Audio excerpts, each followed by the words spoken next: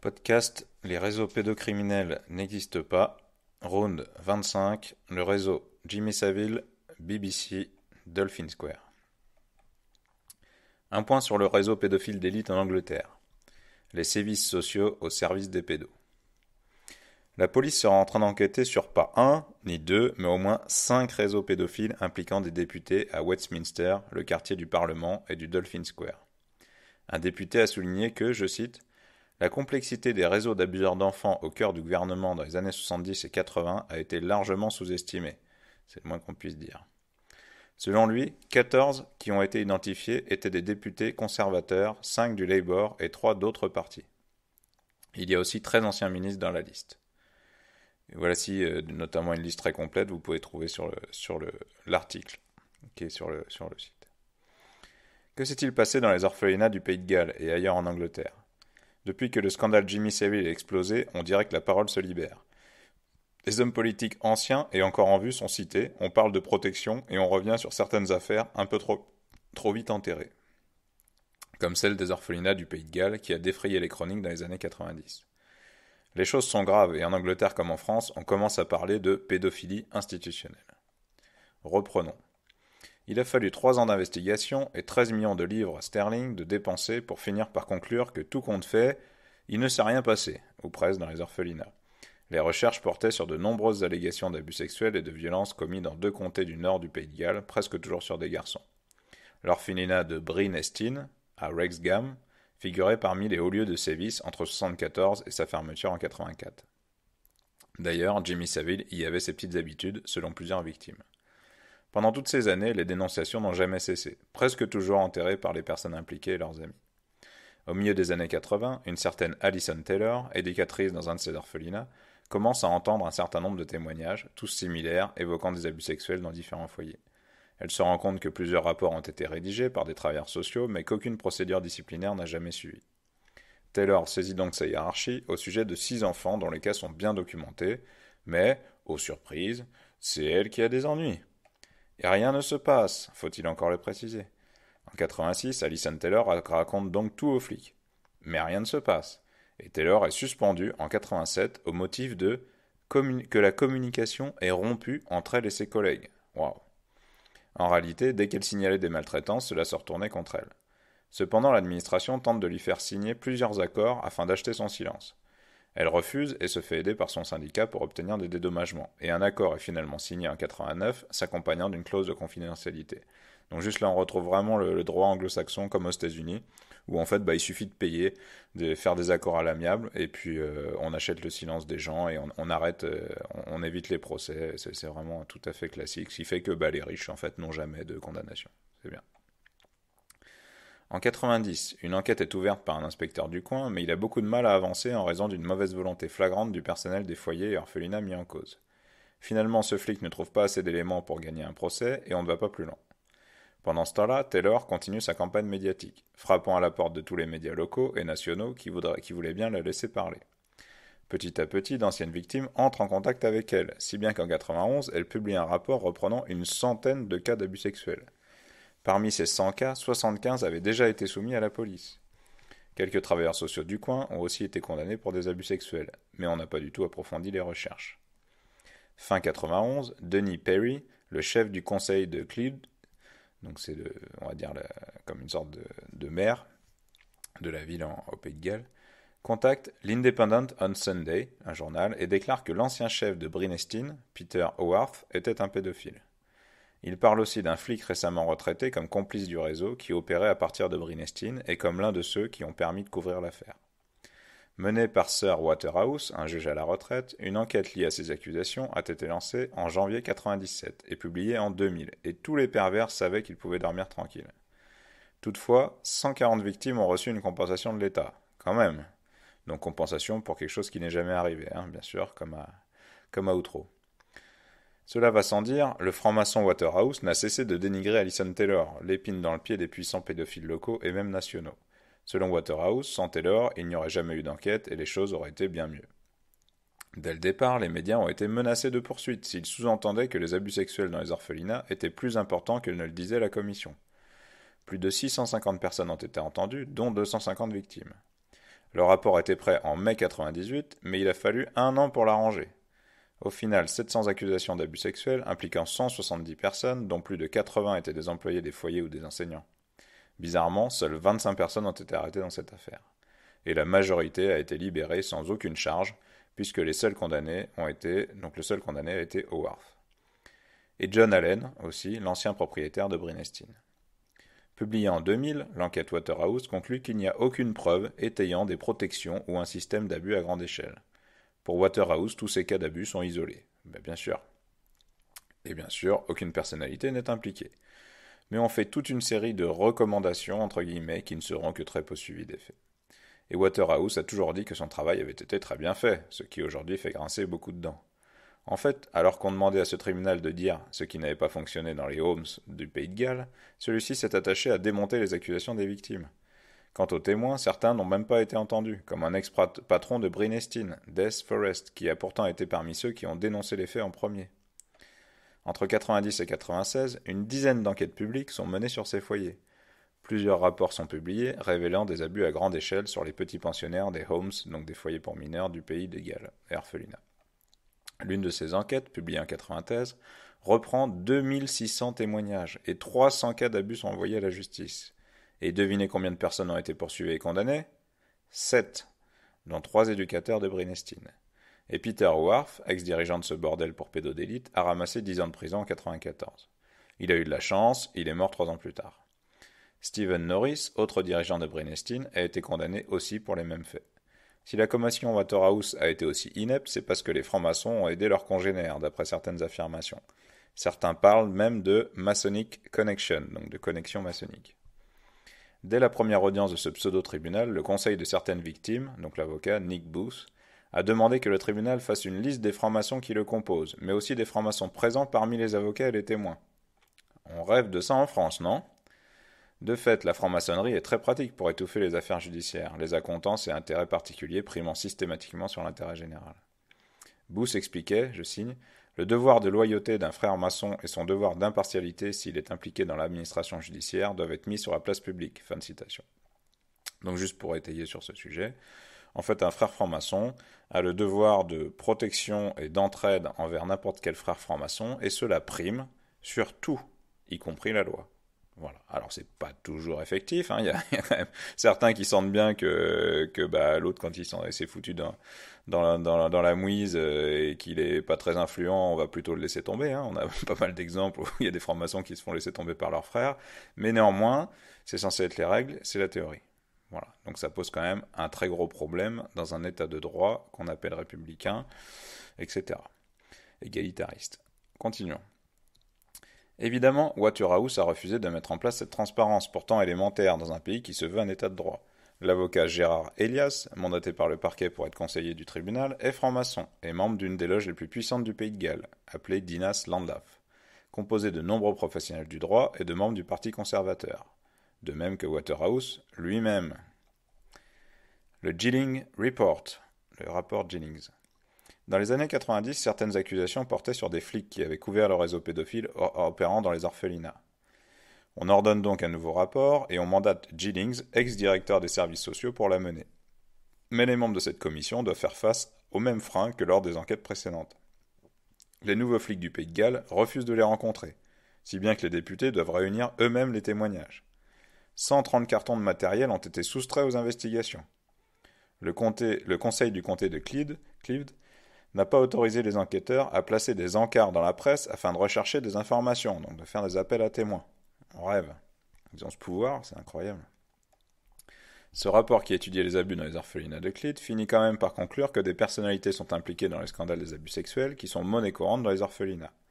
Le rapport note aussi que les enfants qui se plaignent ne sont jamais crus, et sont même punis pour avoir fait de fausses allégations. On ne sait pas non plus combien d'enfants ont été violés, mais on estime qu'ils sont plus de 200 au début des années 90. Au moins une douzaine d'anciens résidents sont morts de causes non naturelles.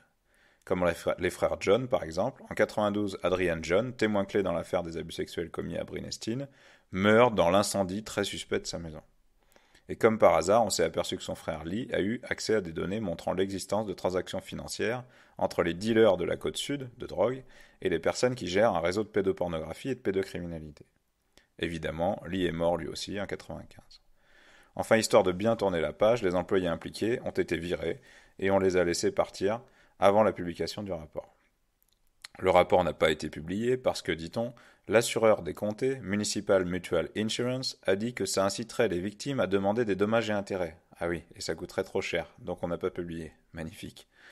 Toutes les copies du rapport ont été détruites et les exemplaires restants ont été envoyés au Children's Commissioner for Wales, Keith Towler. Au final, on doit constater l'écart flagrant entre le nombre de plaintes et le nombre de condamnations. Abus à grande échelle. Une quarantaine de homes et orphelinats sont concernés par des cas d'abus sexuels rien qu'au Pays de Galles. Dans la communauté de Bryn Alice, c'est le propriétaire lui-même qui a été le pervers le plus assidu, John Ernest Allen, qui s'est trouvé sous le coup de 28 plaintes d'anciens pensionnaires et a été condamné à 6 ans de prison pour des viols sur 6 anciens pensionnaires. C'est bien, 1 an de prison par viol, tranquillou. Avec les remises de peine, autant dire qu'il a vite pu recommencer ses horreurs. Le député en chef des écoles de la communauté a été condamné quant à lui à 6 mois de prison pour des viols sur une adolescente de moins de 16 ans. Richard Ernest Leake, autre chef d'établissement, qui a fait fortune dans les orphelinats, était aussi parti pour un ersatz de procès suite à des viols commis entre 72 et 78. Pas moins de 16 anciens résidents l'ont accusé. Quant aux victimes, elles parlent d'abus complètement généralisés. Comme Keith Gregory, qui mentionne l'ancien dirigeant de Brynestine, Peter Howarth, comme l'un des 3 membres de ce home qui l'ont violé dans cet orphelinat. Entre-temps, Howarth a été envoyé pour 10 ans en prison en 1994 pour avoir violé des enfants et il y est mort. Gregory a témoigné devant la commission Waterhouse, mais il dit qu'on ne l'a pas cru, malgré les éléments donnés tels que les noms des abuseurs qu'il avait reconnus. Gregory dit que les enfants craignaient chaque nuit d'être embarqués dans un appartement de l'orphelinat pour y être violés par les membres du personnel et ou par des visiteurs. Gregory a d'ailleurs croisé Jimmy Savile à Brynestine ainsi que son frère Johnny.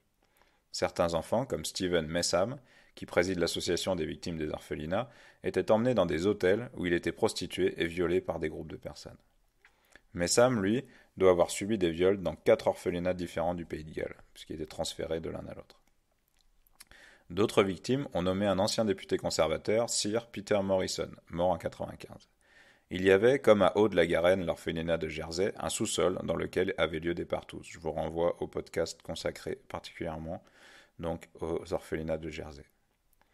À Brynestine, des enfants étaient probablement drogués avant les viols. Certains enfants dont les parents étaient morts dans, je cite, d'horribles circonstances, étaient pris pour cible davantage après le décès de leurs parents. Et certains gamins jetés dehors à leur majorité, sans argent, n'ont rien eu d'autre à faire que de continuer sur la même voie, en se prostituant à Londres ou Manchester. Plusieurs victimes ont aussi désigné un certain Gordon Anglesey, surintendant de police, comme l'un des abuseurs de Brynestine. Lui aussi, accessoirement, était franc-maçon à la loge Berwyn à Wrexham depuis 1982, puis à la loge Pegasus. Et il semble bien qu'Anglesey était loin d'être le seul impliqué dans ce réseau pédophile opérant dans les orphelinats. À l'époque des investigations entre guillemets de la commission Waterhouse, les victimes n'ont pas été autorisées par les flics à nommer ces visiteurs ni aucune personnalité publique impliquée. Ah oui, ça c'est vraiment une enquête. Et les accusations de Messam ont été jugées inconsistantes. Ah bah oui, si on t'interdit de donner des circonstances, c'est quand même magnifique. Parmi ces visiteurs, les journalistes de Scallywag ont identifié Derek Lode, un lobbyiste très proche du parti conservateur dont il est membre, qui donne aussi dans la charité et a été décrit comme un sadique par ses victimes. Lode tient une boîte de communication, Ludgate Communications, qui fournissait de jeunes garçons pris dans des orphelinats aux élus conservateurs. L'appartement de Lode à Pimlico, donc un quartier de Londres, était un lieu d'orgie sexuelle pédophile où une victime a déclaré avoir vu un certain Lord McAlpine, dont on va reparler plus tard. Enfin, la liste des pédophiles membres de la classe politique anglaise est longue et a tendance à se rallonger. Et en 2012, on repart pour un tour. Tout avait donc été fait pour enterrer l'affaire, et pour éviter qu'on inquiète ces pédophiles et cocaïnés qui dirigent le pays. Oui, mais voilà, en novembre 2012, suite au scandale Savile et aux nombreuses accusations connexes visant la classe politique, le Premier ministre David Cameron n'avait d'autre choix que de rouvrir ce dossier. Il a dit que toutes les victimes devraient aller signaler les faits à la police, comme si cela n'avait pas déjà été fait. On va aussi nommer une personnalité indépendante, du moins on l'espère, qu'elle le sera davantage que Waterhouse, afin de voir ce qui a été couvert dans les années 90. Et surtout, pour savoir ce qu'il a pu se passer à l'extérieur des homes. Une des victimes, Stephen Messam, s'étonne, je cite. « Je ne comprends pas pourquoi on a fait une enquête si c'est pour laisser de côté 30% des abuseurs et basiquement ce qu'on m'a dit de faire. On m'a dit que je ne pouvais pas donner de détails sur ces gens, que je ne pouvais pas les citer et ils ne m'ont pas questionné à leur sujet. » Fin de citation. Messam n'a eu aucune explication, on lui a seulement dit de ne pas les mentionner. Surtout, Messam avait une série de photos prises lors des viols, des photos qu'il a volées dans l'appartement d'un pédophile et qu'il a données à la police, car tout le monde était parfaitement identifiable. Devinez ce qui s'est passé ensuite ? Rien. Les flics ont dit que les abuseurs n'étaient pas identifiables. Ah oui. Depuis qu'il a commencé à parler publiquement, des dizaines d'autres victimes ont contacté les flics. Keith Gregory, conseiller à Wrexham, a dit à la BBC qu'il avait été violé à Brynestine dans les années 70 par des membres du personnel et des personnalités locales. Il dit qu'il a été choqué de constater que la commission Waterhouse, je cite, « n'a pas enquêté sur les accusations d'enfants qui avaient été emmenés hors des orphelinats. » Oui.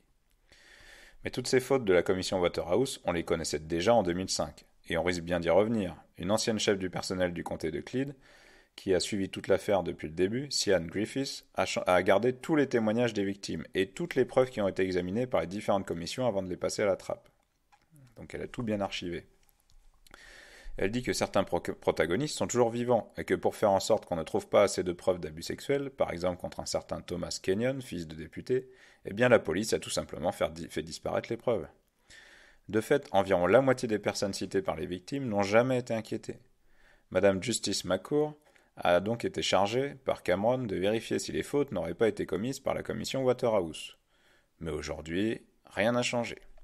Les flics censés enquêter sur le réseau pédophile gouvernemental, puisqu'il s'agit bien de cela, se sont déjà entendus dire qu'il ferait mieux de ne pas chercher s'ils veulent garder leur job. Et les lords, comme un certain Lord Pierce par exemple, sont déjà pressés qu'on en finisse avec cette affaire. Au motif que d'innocentes personnalités seraient mises en cause injustement, de même que des institutions évidemment irréprochables. Tout ça, si on les écoute, ce sont des accusations, ce sont des théories du complot, voire même des chasses aux sorcières qui atteignent à la réputation des gens, des honnêtes gens, blablabla. Mais ces théories ont la dent dure, pour revenir à la surface à chaque décennie. Jimmy Savile Connection. Et les délires de Savile, ont-ils été couverts eux aussi ? Il semble bien. Les flics du Yorkshire, par exemple, ont déclaré officiellement qu'il était impossible qu'ils ne sachent pas ce qu'avait pu faire Savile, impliquant que Savile n'avait donc certainement rien fait. C'est magnifique. Il aurait fait tellement de choses que ça aurait été impossible qu'ils ne le sachent pas, et comme ils ne le savent pas, c'est que rien n'est arrivé. Ah ben là, on est quand même dans une magnifique logique extraordinaire, et surtout absurde. Continuons. Pas de chance, les journaux ont mené leur propre enquête et ont découvert que les flics savaient très bien que Savile violait des gamines. D'ailleurs, son émission TV lui permettait un accès privilégié à des gamines de l'âge qu'il recherchait. Les flics ont même mené l'enquête à ce sujet en 2003. Mollement certes, mais ils étaient au courant. Et ils savaient même que le pied-à-terre de Savile à Glencoe était une scène de crime. On peut s'étonner de ce manque de zèle, d'autant que l'affaire faisait jaser dans les chaumières. Finalement, les flics ont conclu que Savile n'avait aucune connexion locale. Ah oui, bien sûr. Mais pas de chance, en octobre 2012, 2 victimes parlent de viols, commis par Savile, dans la région de Scarborough, à la fin des années 60 et la fin des années 80. Je vous renvoie à un podcast consacré particulièrement au réseau Scarborough. Les médias ont aussi révélé la proximité de Savile avec quelques flics dans, entre guillemets, le club, c'est ainsi que s'appelait la bande de Savile à l'époque. Certains flics du Yorkshire, apparemment, lui servaient de garde du corps, alors que c'est évidemment interdit par le règlement. Et Savile était également un grand ami d'Israël. Il a reçu une médaille pour service rendu par l'État sioniste. Très proche du prince Charles et habitué de la cour. D'ailleurs, il a été anobli. Il est devenu lord, anobli donc par la reine. Savile aurait même conseillé Charles lors de son mariage avec Diana, ou quand il s'est agi de nommer un collaborateur proche. Enfin, Savile était appointé pour organiser les fêtes royales. Et quand il se baladait au palais, son comportement graveleux était le même qu'à la BBC, d'après un membre du staff royal. Savile était également proche du prince Philippe, le père de Charles. Apparemment, c'est Lord Mountbatten qui avait introduit Savile à la cour en 1966. D'ailleurs, Mountbatten mérite une petite parenthèse. C'est un pédophile notoire qui a sévi notamment au Kinkora Boys Home à Belfast dans les années 70 et 80, comme plein d'autres sommités de l'époque d'ailleurs. Je vous renvoie au podcast consacré à ce réseau, le réseau Cairns Born Again et du Kinkora. On lui prête également une relation homosexuelle avec le roi Édouard VII. De là à dire que Savile fournissait la cour en enfants pour les orgies pédosatanistes tant en vogue dans une certaine catégorie de population, il n'y a qu'un pas, allègrement franchi par pas mal de gens. Un journaliste a même identifié 8 lieux à Scarborough et 1 à Whitby comme étant associés au réseau pédophile de Savile, composé de personnes d'influence et qui a sévi durant plus de 40 ans. 8 lieux dont 4 étaient soi-disant inconnus de la police. Saville, par ses œuvres de charité, pouvait rapporter des millions de livres à des institutions comme des hôpitaux ou des pensionnats. Et en échange, ceux-ci lui fournissaient une réserve sans fin de victimes pour ses partous pédophiles. Et puis Saville avait le droit de se balader où et quand il voulait dans cet établissement, puisqu'il en possédait les clés. Enfin, on a déjà évoqué la relation pour le moins amicale entre Saville et le tueur en série Peter Sutcliffe, qui était justement enfermé dans un hôpital de haute sécurité dont Saville détenait toutes les clés. Durant ses auditions, Sutcliffe a cité Saville plusieurs fois. Il se trouve que les investigations de la police ont montré que 2 des victimes de Sutcliffe ont été retrouvées à proximité de la maison de Saville à Leeds. Et il ne faut pas croire que l'ère Saville est révolue. Aujourd'hui encore, des témoins parlent d'abus sexuels commis par les élites politiques du pays, mais aussi des juges et des politiciens européens. Et il semblerait même que des enfants soient amenés par avion depuis différents endroits d'Europe pour servir de chair fraîche lors des orgies de la bonne société anglaise. Faut-il préciser que le témoin qui a évoqué cela a disparu de la circulation? L'ère Saville n'est pas révolue, c'est une évidence. La BBC, qui doit mener une enquête sur le scandale de son ancienne star, a déjà annoncé que ses résultats resteront secrets. Ah bah c'est super. Bien que la chaîne ait promis d'agir en toute transparence. Mais oui. Et bien que l'enquête en question ait quand même déjà coûté au moins 200 000 livres sterling aux contribuables anglais, pour une vingtaine d'auditions de témoins et une enquête réduite à sa portion congrue. D'après d'autres témoins, ces messieurs étaient transportés hors de Londres par avion grâce à la Royal Air Force. Un autre encore déclare que des hommes riches venus de Belgique étaient également présents au Partouze. Lord McAlpine. Pas de bon scandale de pédophilie sans des accusés qui montent sur leurs grands chevaux, drapés de leurs vertus mitées. Parmi la clique de pédophiles mentionnée dans les diverses investigations, un certain Lord McAlpine, ex-trésorier du Parti conservateur et gros pourvoyeur de fonds sous Thatcher. Plus ou moins disculpé par une victime du foyer de Brynestine qui dit qu'il ne, entre guillemets, pense pas que McAlpine comptait parmi les violeurs des orphelinats, mais c'est bien la police qui a glissé son nom dans les dossiers aux médias. Une autre victime de Brynestine, Stephen Messam, a déclaré que McAlpine n'est pas l'un de ses abuseurs. Mais il a aussi dit que la personne connue qui l'a violé en lui donnant son identité a bien expliqué aussi qu'il serait liquidé s'il parlait. Messam a donc déclaré, et déjà en 1997, lors de la commission Waterhouse, que le violeur en question était bien de la famille de McAlpine, mais qu'il est mort, ce qui n'est pas le cas de McAlpine. McAlpine vient de passer un accord avec la chaîne ITV, qui lui a versé 125 000 livres sterling de dommages et intérêts avant tout procès, car il avait évoqué ses connexions pédophiles. Vous pouvez retrouver ce documentaire ITV sur le mur vidéo, en anglais. Et voilà qu'il recommence à demander 185 000 livres sterling de dommages et intérêts à la BBC et menace de poursuite tous ceux qui évoqueraient cette affaire, alors qu'il n'a jamais été nommé publiquement par Messam. Il poursuit aussi 10 000 personnes qui ont propagé l'info via Twitter. Et précisons au passage, il n'a pas poursuivi le magazine Scallywag, qui a détaillé ses penchants pédophiles dans les années 90. Il n'a pas non plus poursuivi David Icke, qui a mentionné les faits en 1999 dans son livre The Biggest Secret. Sauf que l'histoire de cette mise en cause de McAlpine sent le coup monter à plein nez. En effet, rien de tel que d'impliquer quelqu'un qu'on va innocenter facilement pour jeter le bébé avec l'eau du bain et conclure qu'en réalité tous les notables sont innocents.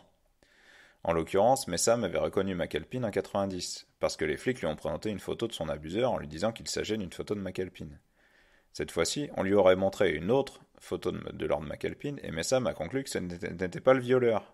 Eh oui, les regards se sont alors tournés vers le cousin McAlpine mort en 1991, Jimmy, qui vivait à côté de Brynestine. Eh oui, il devait se ressembler un peu. Et puis on l'a poussé à dire que c'était lui. De ce fait, certains s'interrogent, ne serait-ce pas un coup du MI6 ? On risque de ne jamais le savoir, car les photos Polaroid détenues par Messam et montrant certains des violeurs en pleine action ont été détruites. Comme ça.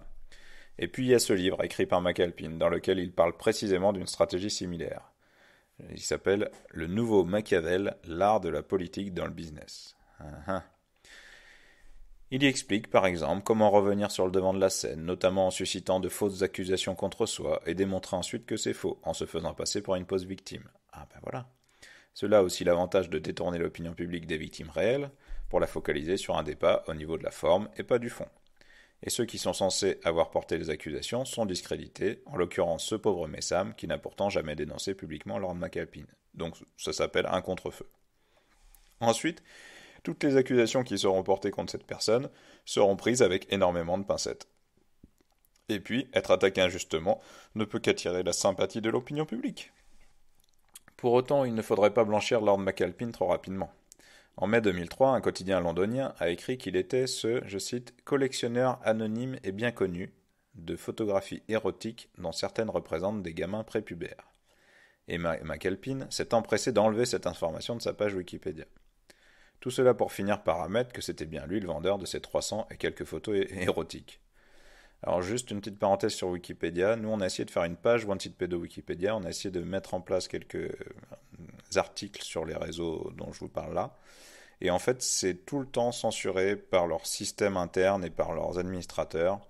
Notamment, vous n'avez pas le droit d'avoir une page Wikipédia à votre nom si la presse mainstream n'a pas fait un article spécialement dédié à votre structure, ce qui n'arrivera jamais. Donc en fait, il ne peut y avoir dans Wikipédia que ce que les médias mainstream valident. C'est quand même intéressant de le savoir. Continuons. Le magazine Scallywag, qui a écrit un long article, qui s'appelle Lord McAlpin and the Pedophile Ring, sur les perversions de McAlpin, s'est basé sur les témoignages de 3 de ses victimes, des garçons qu'il avait désignés nommément. Puis 2 d'entre eux sont morts dans des circonstances étranges. Apparemment, 17 autres témoignages existent impliquant le dit McAlpin. Et bien que le MI5 était parfaitement au courant, le Lord n'a jamais été arrêté ni interrogé à ce sujet. Enfin, il a été dénoncé par Andrea Davison, une espionne qui était chargée de démasquer les pédophiles dans la police et la justice, enfin une infiltrée, de même qu'un autre conservateur, donc Derek Lode, qu'on a déjà cité. Les deux étaient de grands amis de Margaret Thatcher, et comme l'était d'ailleurs Saville, qui se vantait d'avoir passé une dizaine de réveillons avec elle. Sir Cyril Smith, je vous renvoie à un podcast consacré en particulier à Cyril Smith. Une autre éminente personnalité qui a enfin inquiété, mais qui est mort depuis déjà un bon moment évidemment, c'est Sir Cyril Smith, un autre politicien conservateur. Il aurait déjà dû comparaître au moins 3 fois devant la justice, mais devinez quoi ? La justice qui a eu connaissance de ses affaires l'a laissé tranquille. 3 dossiers différents ont ainsi été enterrés, au moins. Il aurait donc fallu 40 ans pour admettre l'évidence, comme ce fut le cas pour Saville, qui a lui aussi trépassé avant qu'on ne commence à lui chercher des poux. Il faut dire qu'un autre sœur, directeur des poursuites publiques dans les années 70, Norman Skelton, a décrédibilisé les petites victimes, considérant qu'elles étaient suspectes. Et hop, un étouffement de plus. Et aujourd'hui, que dit la police ? Qu'elle est certaine que Smith a abusé de jeunes garçons. Il serait difficile de faire autrement, puisque les victimes de Smith commencent à parler publiquement. Dans les années 70, le MI5 avait des dossiers sur Smith, mais ils n'ont jamais été transférés à la justice. Un petit magazine avait bien publié l'affaire, de même que Scallywag, mais elle est passée totalement inaperçue parce qu'aucun grand média commercial n'a embrayé le pas. Smith a immédiatement menacé de poursuivre ses journaux, de même que ceux qui seraient tentés de répercuter l'info. Personne n'a jamais été envoyé au tribunal, mais cela a suffi à calmer les velléités journalistiques. Pourtant, les accusations étaient circonstanciées. Un témoin dit que Smith l'a violée après 1974 dans un hôtel de Rockdale, la ville dont il était conseiller. D'autres parlent de faits survenus dans les années 80 et 90 et la police a mené des recherches concernant des accusations portant sur des faits antérieurs à 1974. Un réseau de compromission ? Andrea Davison, donc une ancienne espionne qui a travaillé sur les ventes d'armes illégales opérées par le Parti conservateur au Moyen-Orient et a aussi été pensionnaire à la Duncroft Approved School, chez les jeunes filles jugées difficiles, cette école qui est dans le collimateur pour avoir aidé Saville à trouver des fillettes dans l'établissement. De fait, plusieurs anciennes victimes qui résidaient dans ce pensionnat ont parlé de viols commis par Saville. Et c'est là qu'elle a trouvé son premier réseau pédophile. Inutile de préciser qu'on a tout fait pour envoyer Davison en prison, avec une arrestation en 2010 et un procès inéquitable. D'autres témoins ont eu moins de chance, comme Malcolm King, décédé dans un accident de voiture assez étrange, juste quand le scandale de Saville a redémarré. King avait dénoncé les abus sexuels commis au Pays de Galles, et selon les éléments objectifs, sa voiture a été sabotée, a priori.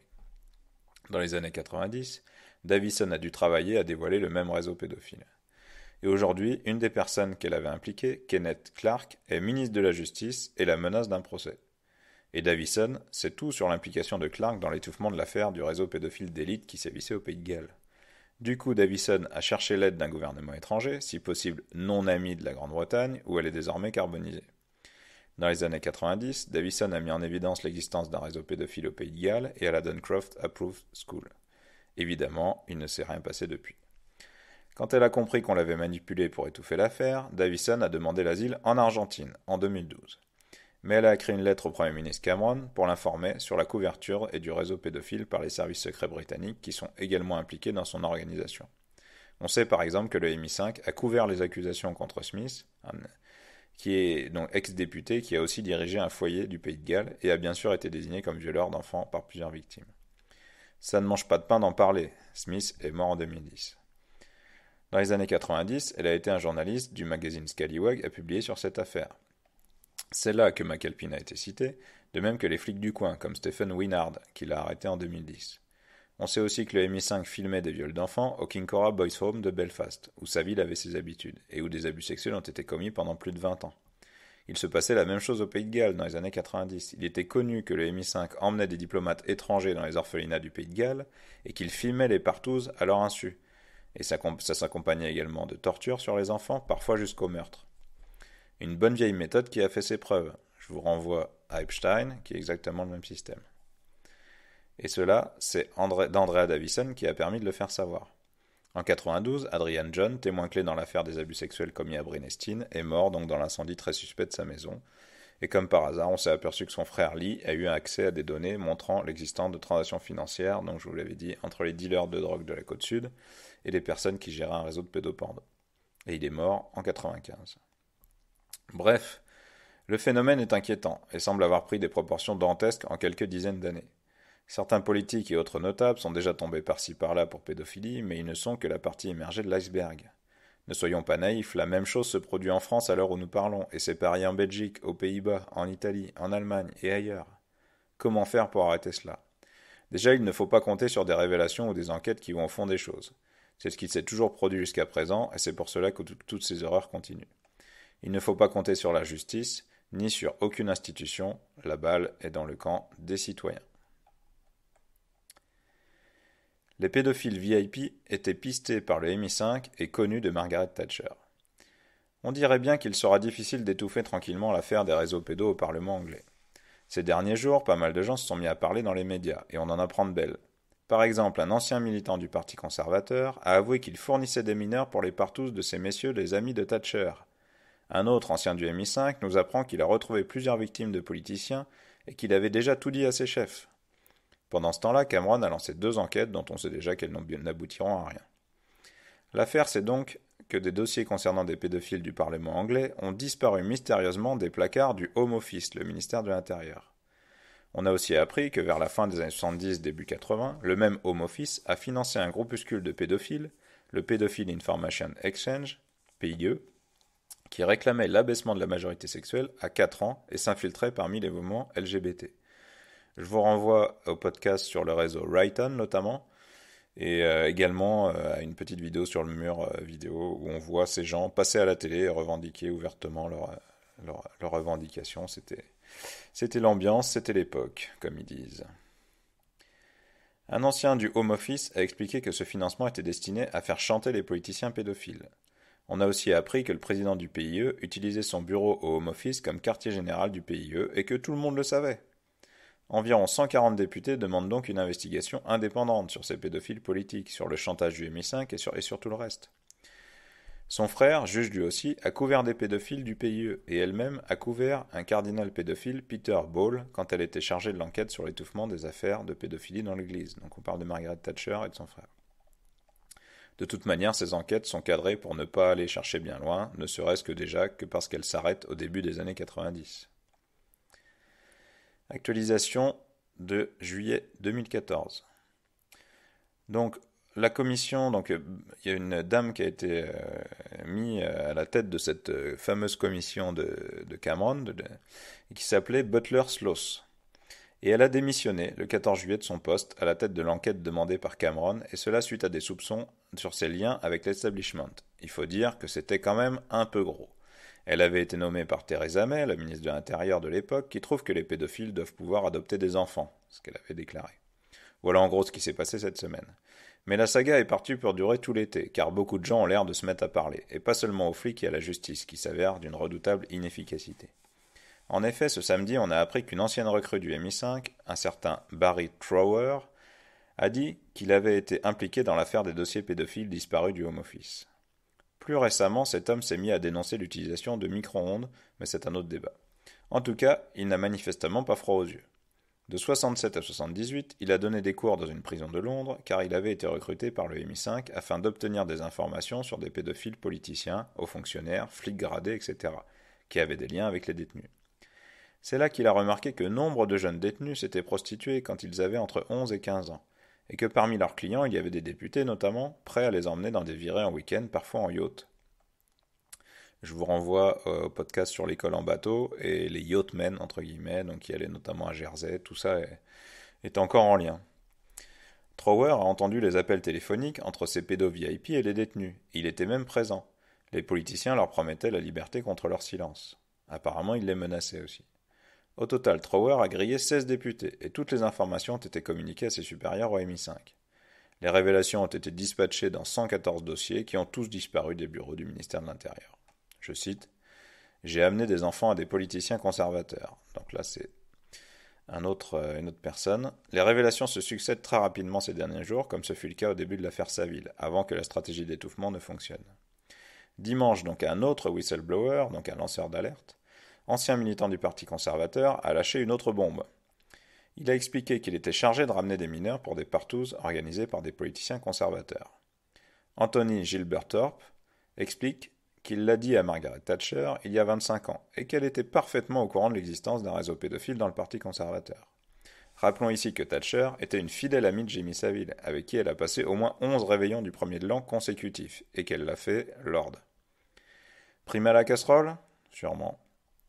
Toutefois, une star montante du Parti conservateur a quand même entendu Thatcher lui dire de calmer ses comportements sexuels s'il voulait grimper plus haut. Ah. En effet, il se disait un peu partout que ce politicien présent dans un ministère se tapait des mineurs. 4 ans plus tard, en 86, ce même politique était coincé par la police alors qu'il cherchait des gamins pour des rapports sexuels à la station de métro Victoria à Londres. Mais bizarrement, il n'a jamais été inquiété. Selon Gilbert Thorpe, les partouzes avaient lieu dans un grand hôtel et il fournissait des enfants à la demande d'un membre éminent du gouvernement de Thatcher. Les gamins, dont certains avaient une quinzaine d'années, étaient alcoolisés et drogués avant les partouzes. À l'époque, le sexe homosexuel avec des jeunes de moins de 21 ans était prohibé. Gilbert Thorpe ajoutait que l'un des politiciens conservateurs présents à ces partouzes est actuellement en exercice. Parmi les autres politiques présents, il y avait Keith Joseph, ex-ministre de l'Éducation et créateur d'un groupuscule ultralibéral appelé le Center for Policy Studies, donc le Centre pour les études politiques, qui est toujours des noms qui veulent rien dire, à la botte des USA, qui a défendu la casse sociale totale de Thatcher, peut-être parce qu'ainsi il aurait eu davantage de jeunes désœuvrés à mettre dans son lit. Alors c'est vrai que de toute façon, et on peut faire une petite parenthèse, il est clair que plus la population est pauvre, et plus ces gens peuvent se repaître facilement des populations vulnérables, de gens qui sont prêts à vendre leurs enfants, de gens qui sont prêts à se prostituer parce qu'ils n'ont aucune autre solution. En fait, voilà, plus on est comme dans le tiers-monde, et plus on retrouve les mêmes phénomènes que dans des villes asiatiques, avec des gens qui arrivent de la campagne sans le sou et qui crèvent la dalle dans la rue, quoi. Voilà. Continuons. Rhodes Boyson, prêtre méthodiste, lui aussi anobli, et qui a toujours pris publiquement des positions fermement anti-homosexuelles. Le comble. Il faut dire que c'est une tradition chez les conservateurs arriérés que de se taper de jeunes et faibles, tout en prenant l'inverse pour le populo. Boyson était aussi un membre du fameux Monday Club, un groupe très à droite du Parti conservateur, dont plusieurs membres étaient des adeptes des partouzes de l'Elm Guest House, le bordel pour pédos à Londres, actif entre 78 et 82, et dans lequel on prostituait des enfants venus des orphelinats du coin. Je vous renvoie au podcast consacré particulièrement à l'Elm Guesthouse. On peut le citer, il est mort il y a 2 ans. Il y avait eu des accusations selon lesquelles il battait des enfants il y a bien longtemps. On disait qu'il était attiré par les enfants vulnérables. Parmi les pédophiles cités par Gilbert Thorpe, on a aussi le frère de la juge chargée d'investiguer sur les dossiers réseau pédophiles VIP étouffés, à savoir Michael Havers, qui en tant que juge a couvert ses amis pédophiles comme Peter Heyman ou Geoffrey Prime. Havers a aussi étouffé l'enquête sur l'Elm Guesthouse. On comprend aujourd'hui pour quelle raison. C'est Thatcher qui l'avait nommé au poste d'avocat général. Un 4e larron, cité par Gilbert Thorpe, est le docteur Alistair Smith, chef du Parti conservateur en Écosse, lui aussi mort il y a 2 ans. Il a fait partie de ceux qui ont mis Thatcher sur les rails.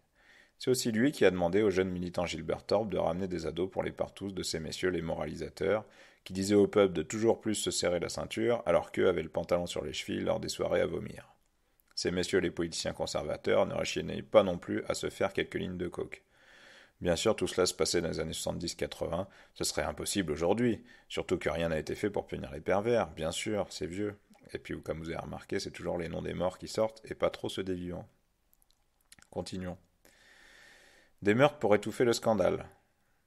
L'étouffement de ces affaires est en effet le sport favori des autorités british. L'excellent blog Ahang Irfan pose ainsi la question des assassinats politiques destinés à protéger le réseau pédophile VIP et ses membres, afin qu'ils puissent continuer leur compromission. Ainsi en serait-il pour un certain Harry Neve, politicien proche de Thatcher, qui avait demandé que des éléments corrompus du MI5 et du MI6 dégagent. Mais le 30 mars 1979, on a fait sauter sa voiture.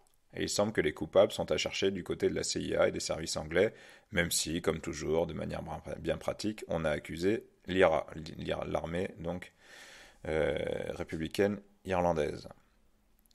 Un récent documentaire montre que Neve, manipulateur et comploteur, mais en réalité, c'est probablement parce qu'il voulait faire sauter le système de chantage MI5 et MI6 sur des policiers pédophiles qu'on l'a liquidé. L'ambassadeur anglais aux Pays-Bas, Richard Sykes, a été tué à La Haye 8 jours plus tôt, le 22 mars 1979. Là aussi, on a accusé l'IRA. Ils sont vraiment trop forts, ces mecs. Comme en France, en Italie ou en Belgique, quand on accusait l'extrême gauche d'avoir commis les attentats réalisés par l'extrême droite. Donc là, on fait référence au réseau Stay Behind, à l'opération Gladio, et où on accusait effectivement des groupuscules d'extrême gauche, donc en Italie qui avaient fait certaines choses pendant les années de plomb, mais où on s'est rendu compte que finalement à la fin, les principaux actes, notamment l'attentat de la gare de Bologne, avaient en fait été commandités par les politiques à des groupuscules d'extrême droite pour mettre une stratégie de tension, de terreur et reprendre le pouvoir de manière forte. Donc n'oubliez pas, c'est toujours des attentats terroristes sous false flag, sous faux drapeau. Je vous laisse creuser la question, mais c'est une vieille technique qui existe toujours aujourd'hui. Or, on sait que de nombreux pédophiles anglais avaient déjà fait le pont à l'époque avec les réseaux pédophiles des Pays-Bas. Je vous renvoie au podcast consacré au réseau Amsterdam. On sait que les politiciens conservateurs anglais allaient se taper des gosses aux Pays-Bas et même qu'ils ramenaient des jeunes anglais avec eux dans leurs valises. La même année, Lord Mountbatten, l'oncle du mari de la reine, pédophile et ancien nazi, meurt dans l'explosion de son bateau, alors qu'il s'y trouvait avec 2-3 adolescentes. Pas de bol. Devinez qui on a accusé de ces meurtres? L'IRA, bien sûr, c'est tellement pratique. Or, on sait que Mountbatten se rendait au Kinkora Boys Home, à Belfast. Il s'agit d'un foyer pour jeunes qui a été transformé en bordel pédophile par le MI5, qui avait installé des caméras. Parmi les visiteurs, il y avait les loyalistes, des politiciens anglais et des espions comme Anthony Blunt. Donc les loyalistes, ce sont donc des gens qui étaient du côté des Anglais dans le conflit de l'Irlande du Nord, donc ceux qui étaient opposés à l'IRA. Le scandale du Kinkora Boys Home, qui a été étouffé, a éclaté en 80. De ce fait, en 73, l'opération Clockwork Orange a été mise sur pied par le MI5 pour contrôler divers politiciens, comme Ted Heath, Premier ministre pédophile, adepte des orphelinats du Pays de Galles et grand ami de Jimmy Savile. Mountbatten est aussi celui qui a introduit Jimmy Savile auprès de la famille royale, si bien que Savile est devenu un conseiller du prince Charles. Méfiance des victimes. Ces derniers jours, les activistes qui veulent faire exploser le scandale ont perdu la trace d'un témoin, qui était une victime d'un réseau pédophile puissant à l'orphelinat Beechwood à Nottingham, en Angleterre. Le 9 juillet vers 21h30, il envoyait un message disant que quelque chose s'était passé et qu'il n'en faisait pas confiance à la police. Les militants qui ont reçu le message l'ont tout de suite rappelé, mais il n'a pas répondu. Et depuis, personne n'a de nouvelles. Ce témoin avait rapporté des abus sexuels et physiques graves dans un orphelinat. D'autres témoins ont parlé de corps d'enfants enterrés autour de l'orphelinat. Manifestement, cette victime a été arrêtée par les flics et les militants craignent qu'on ne l'ait envoyée en asile psychiatrique. En outre, certaines victimes de cette affaire ont dit que la police les avait menacées ou harcelées. Plusieurs dossiers, si pas tous, concernant les abus commis à Beechwood ont disparu, et le tribunal a refusé d'engager des poursuites, bien qu'il ait offert 9000 livres sterling aux victimes. Eh oui, il n'y a rien, mais on donne de l'argent quand même pour dédommager, et puis pour qu'elles se taisent. Autre élément que nous avons appris ce week-end, des députés étaient amateurs de partouze au Dolphin Square, un gros bloc de luxueux appartements à Londres dans lequel vivaient nombre d'agents de services secrets, de politiciens, de mafieux, et qui se trouve à 2 pas de Westminster, le Parlement britannique. D'ailleurs, pas moins de 59 députés y vivaient à l'époque. L'endroit est un des plus sulfureux et on va y revenir assez vite.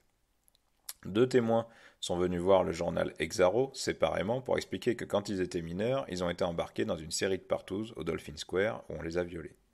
Ces témoins ont pu identifier plusieurs VIP parmi leurs abuseurs.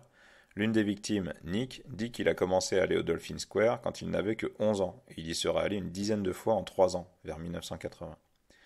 À chaque fois, on le faisait boire, puis on le battait et on le violait. Il explique qu'on l'a violé alors qu'il avait la tête sous l'eau, ce qui rappelle cet enfant violé au corral, la tête dans un seau de merde, et qui en est mort. Ou le jeune Jason Swift, étranglé pendant qu'on le sodomisait. L'autre victime avait 13 ans quand il est allé au Dolphin Square. Un député l'a amené à une soirée de dîner, entre guillemets, avec une douzaine de personnes au début des années 80. Après le dîner, plusieurs personnes sont parties, mais un petit groupe d'hommes est resté et l'ont violé. Il a été à d'autres partous ailleurs qu'au Dolphin Square. Ces deux témoins ont parlé aux policiers qui travaillaient sur l'opération Fernbridge, lancée en 2013 pour travailler sur les pédophiles de l'établissement, notamment à partir de l'Elm Guesthouse. Mais ils ne font aucune confiance à la police, si bien qu'ils ne sont pas rentrés dans les détails. On dirait bien que la parole est en train de se libérer de l'autre côté de la Manche. À force de coups de butoir, les victimes et quelques citoyens révoltés pourraient bien faire vaciller tout le système. L'été risque d'être chaud pour le pouvoir politique, mais aussi pour les victimes et ceux qui parlent, et à qui on risque de mettre un maximum de bâtons dans les roues et de pression. Peut-être qu'un jour, on sera aussi en France au point où les gens pourront prendre le risque de parler, car ils seront assez nombreux. Car en France aussi, beaucoup de victimes, toujours pas reconnues, sont forcées de se taire pour leur survie et celle de leurs proches. Où l'on parle de politiciens assassins d'enfants. Jimmy Savile et ses copains défraient ma chronique depuis 2 ans maintenant. Dès le début, on avait évoqué des meurtres d'enfants. Voilà que désormais, ce sont des médias officiels qui en parlent. La police soupçonne pas moins de 17 meurtres d'enfants irrésolus liés au réseau pédophile VIP. Un réseau tentaculaire avec des fournisseurs, des consommateurs, des maîtres chanteurs dont on n'a pas fini de faire l'organigramme. En tout cas, le voile se lève sur des meurtres sadiques commis par des politiciens protégés par les services anglais et étrangers. Pour bien comprendre, on va tenter de reprendre les faits dans l'ordre chronologique. Plusieurs meurtres ont été commis dans ce dossier. Bien que le réseau soit resté largement impuni, à part quelques hommes de main passés par des cas sociaux, marginaux et débiles, comme d'habitude, on a par contre laissé filer les clients VIP de ce réseau, qui ont manifestement été protégés par les services de renseignement. Ce dossier est explosif car il montre à quel point une bande de pédophiles sadiques était liée aux pédophiles VIP, ceux du gouvernement, des députés, des agents du MI5 et des flics. En fait, cette affaire, c'est le pendant anglais de l'affaire Dutroux. L'Elm Guesthouse. En 79 et 82, une sorte d'auberge chic à Londres a été le point de rencontre de nombreux pédophiles qui violaient des mineurs pris dans les orphelinats alentours, notamment Grafton Close. Je cite : « La clientèle était assez variée, mais toujours huppée. Il y avait des stars du showbiz comme Jimmy Savile, Chris Denning ou Cliff Richard, des politiciens comme Cyril Smith, Charles Irving, Harvey Proctor, Peter Bottomley, Ronald Brown, Peter Brook ou Stuart Bell, des hauts membres des renseignements comme Peter Heyman, John Rove ou Anthony Blunt, de hauts magistrats comme Michael Havers, des ministres ou futurs ministres tels que Léon Brittan, des avocats de haut vol comme Colin Peters, et des pédophiles notoires tels que Warwick Spinks, John Stamford ou Terry Dwyer. Fin de citation. En fait, on venait de tous les coins du Royaume-Uni pour violer les mineurs à l'Elm Guesthouse.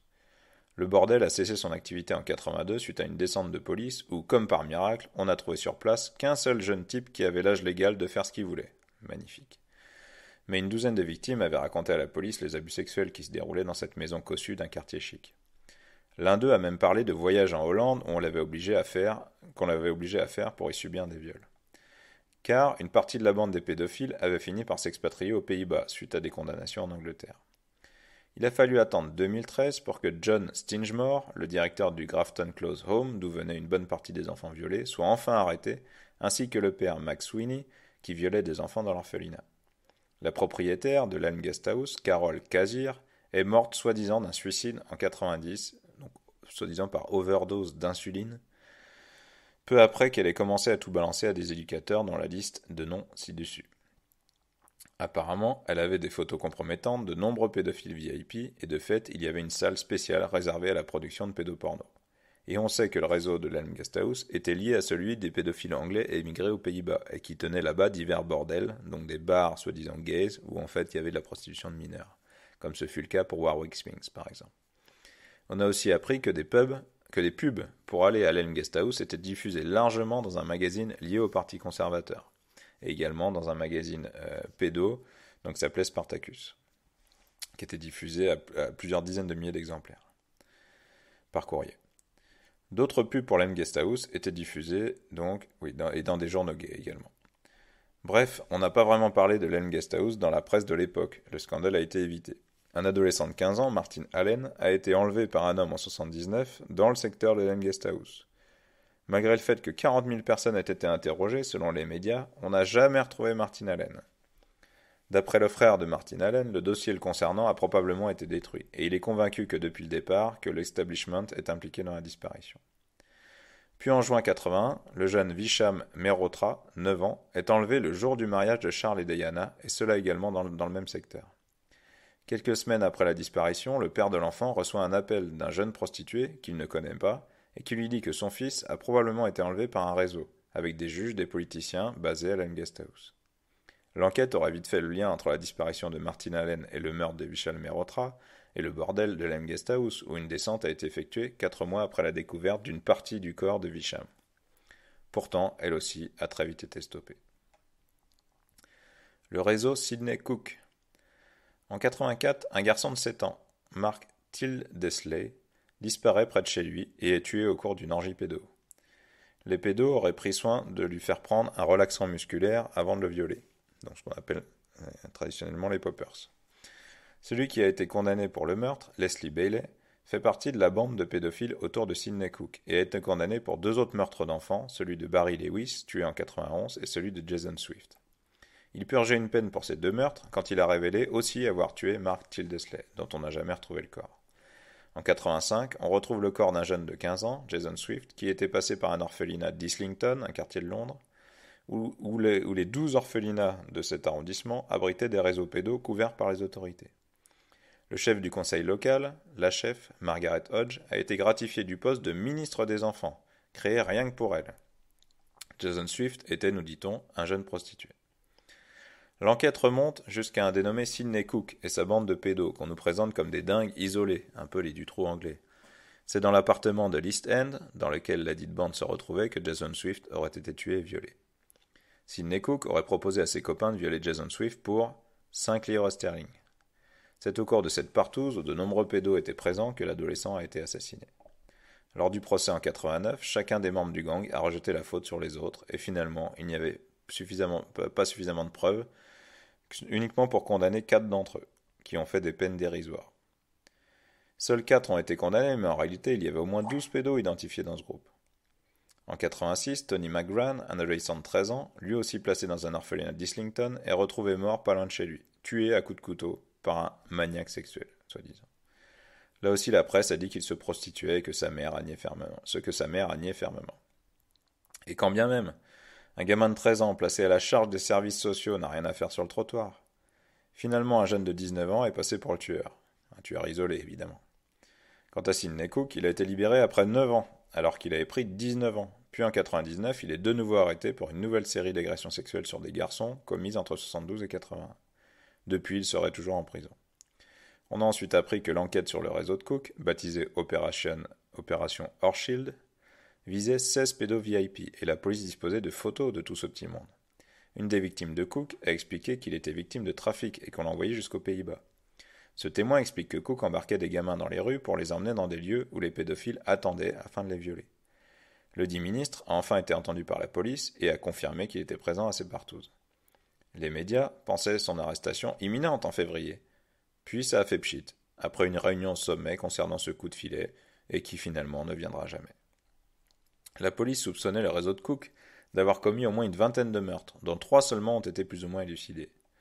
Ce réseau, qui n'était probablement qu'un pourvoyeur de chair fraîche, comprenait aussi des VIP comme Jimmy Savile Smith, député aux 144 plaintes restées sans suite, et qui a donc pu continuer sa carrière et ouvrir des foyers ou des écoles pour jeunes, et cela en toute impunité. D'autant plus qu'il était protégé par le MI5. Un ancien ministre est aussi cité parmi les violeurs du réseau. On peut se demander s'il ne s'agit pas de Léon Brittan, ex-ministre de l'Intérieur, qui a fait disparaître plusieurs centaines de dossiers de réseaux pédos au Home Office. Quelques pédos proches de Cook ont connu des issues fatales. Leslie Bailey a été étranglée en prison par 2 détenus en 1993. William Malcolm, proche de Cook et Bailey, a été condamné pour les viols de 5 enfants, puis libéré en avance, pour un vice de procédure. Mais il a été vite menacé et tué d'une balle dans la tête sur le pas de sa porte, alors qu'il s'apprêtait à balancer sur le réseau Cook, dont les VIP. On n'a évidemment jamais retrouvé le meurtrier, qui doit donc être à chercher du côté des services secrets. En 2008, c'est un chauffeur routier pédo, Andrew Cunningham, 52 ans, qui a été tué dans sa caravane au sud de Londres. Il est très clair que Sidney Cook a été protégé par les flics puis par la justice, qui a fait en sorte de ne le condamner que pour un seul meurtre, alors qu'on savait pertinemment qu'il était présent lors d'autres meurtres que celui de Jason Swift. Que savait ce pédophile meurtrier, et qui lui vaille une telle impunité? Où l'on revient sur ce dossier sordide.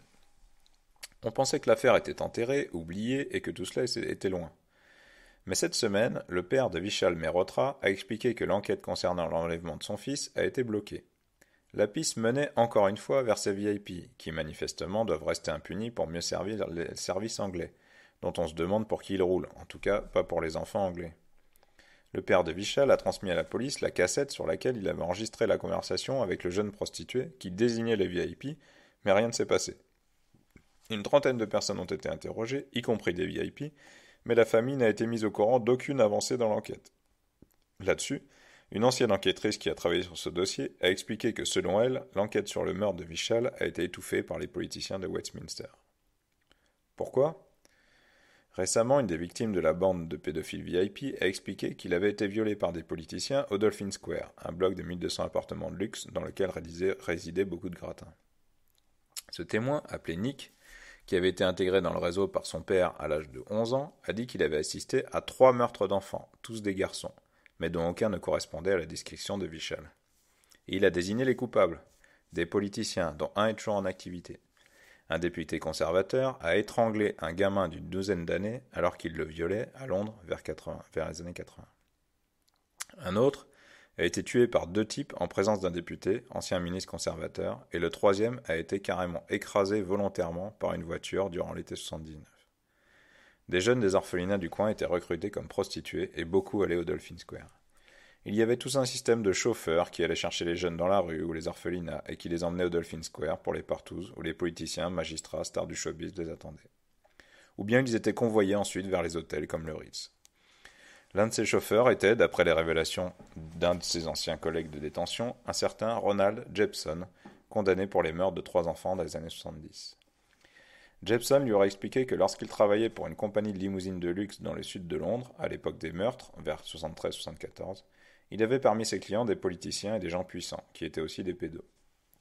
Les victimes, elles, venaient pour la plupart des milieux défavorisés. Leurs parents étaient parfaitement au courant et touchaient de grosses sommes d'argent. Jepson récupérait les enfants en divers endroits, puis les emmenait dans des villas. Jepson a raconté qu'il avait vu une partouze avec des enfants nus et des politiciens bien connus. La police serait donc en train d'enquêter sur 200 disparitions de garçons de cette tranche d'âge, et qui correspondent aux descriptions de ces 3 enfants assassinés entre 77 et 83, afin d'identifier ces victimes. Ce week-end, 2 anciens policiers de Scotland Yard ont déclaré que des enfants avaient été tués par des politiciens en cours d'orgie pédophile. Des journalistes ont déclaré qu'ils ont été empêchés de diffuser certaines de ces affaires, et cela au nom de la sécurité nationale, secret défense, et oui. Cela via une procédure exceptionnelle, la D-Notice, la notice D, qui est émise par le gouvernement en 1984 quand le député Geoffrey Dickens avait commencé à parler du réseau VIP. 2 policiers, avertis de ce qu'il se passait à Dolphin Square par un politicien, et qui lui avait promis d'enquêter, sont revenus lui dire peu après que leur hiérarchie leur avait interdit de creuser sur cette affaire. Un officier des renseignements lié à Scotland Yard, la Special Branch, la branche spéciale, a expliqué à des inspecteurs qu'il y avait au Parlement un réseau pédophile qui était intouchable, et que même Scotland Yard ne pouvait rien faire contre eux. Pourtant, on savait bien que des enfants étaient tués par ces tarés. Bref, il va falloir un miracle pour que l'enquête aille au bout de ce dossier. Trop de gens sont impliqués, trop de gens savent et n'ont rien dit. Or, on a bien compris que la soi-disant grande enquête du gouvernement n'a pas pour but d'aller au fond des choses. Seuls les médias et quelques témoins courageux ont permis que certaines choses soient mises à jour, et rien ne dit que cela va changer. Le gouvernement ne réagit pas, toujours embourbé dans sa grande enquête pour laquelle manifestement aucun juge ne sera jamais assez éloigné des réseaux VIP qu'il devra mettre en cause. Mais il faudra quand même quelques réponses à certaines questions. Par exemple, pourquoi a-t-on déjà arrêté et condamné depuis 2012 des présentateurs télé, des DJ, des pop stars, des prêtres, des directeurs d'orphelinats, des lampistes divers et variés, mais jamais aucun politicien, alors qu'ils sont tous cités dans de nombreux dossiers à travers tout le pays? Pourquoi les renseignements ont-ils systématiquement protégé ces pédos, y compris des tueurs d'enfants, élus du peuple? Les réseaux pédos VIP ont-ils été l'objet de chantage, pression et autres manœuvres durant leur carrière? Pourquoi ces meurtres? Est-ce que c'est juste du sadisme ou bien y a-t-il un système de croyance derrière, par exemple des pratiques sataniques? Pour qui roulent les services qui protègent cette clique de pervers? Et où sont tous ces dossiers disparus? Qui les a sous quel coude? Actualisation de novembre 2014. John Allen, qui dirigeait une chambre d'orphelinat au Pays de Galles, donc celui visité par Cyrus Smith et Saville, vient d'être condamné pour quelques-uns des viols qu'il a commis sur les enfants dont il avait la charge. Chaque jour, il violait des garçons et laissait entrer plein de pédos dans les murs. Il a fallu 40 ans pour qu'Allen passe enfin au tribunal.